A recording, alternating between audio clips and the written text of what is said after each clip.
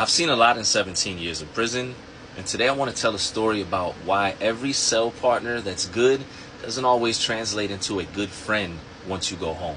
The story I'm about to tell is about two individuals that were getting ready to go home after both successfully completing their bids, their terms of incarceration. These two individuals, Mike, who had 6 months, and Brandon, who had 3 months, were extremely close. They were friends. They were more like brothers. Initially, cell partners, but bonds grow through experience, and oftentimes you would see them eating together, working out together, even going to visit together because each other's families knew each other. They were returning to the same city. It was not uncommon to see that often between individuals that consider themselves now brothers through that struggle. It happens.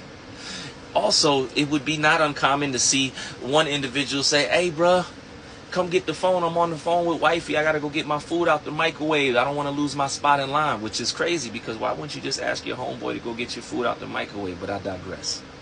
So what happened was Mike had 6 months. Brandon had 3 months. Mike was married, had a spouse, had more support.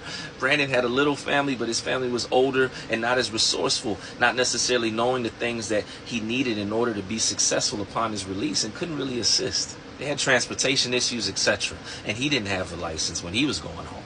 And it was discussed by Mike and his wife that they should help Brandon.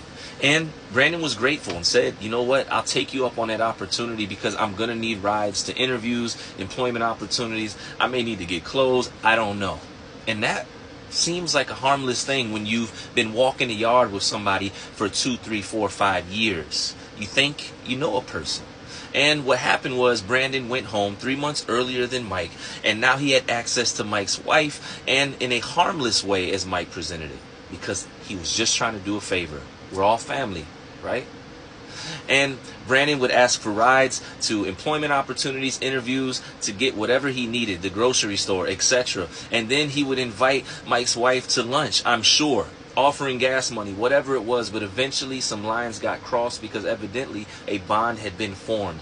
And one night when Mike called unexpectedly from somebody else's cell phone, she picked up and he heard Brandon's voice in the background.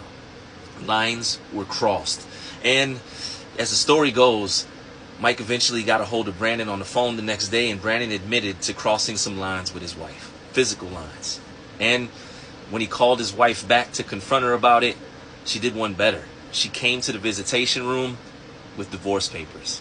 She decided that she was going to leave Mike for Brandon, and she wanted to be able to drop those papers off so he could sign them. And she asked permission. And that's how he found out that his spouse that he married while he was incarcerated, that he trusted to help his homeboy that was like his brother, was now getting ready to say goodbye. It was over. And even worse, she was leaving him for his brother, his homeboy, his cell partner that went home. I wish I could tell you that he was resilient enough to move past the moment, but he wasn't. His time to go home came. And within 48 hours, he was already on his way back. Mike had went home and committed crimes against not just the individual that was once his brother, but the individual that was once his spouse.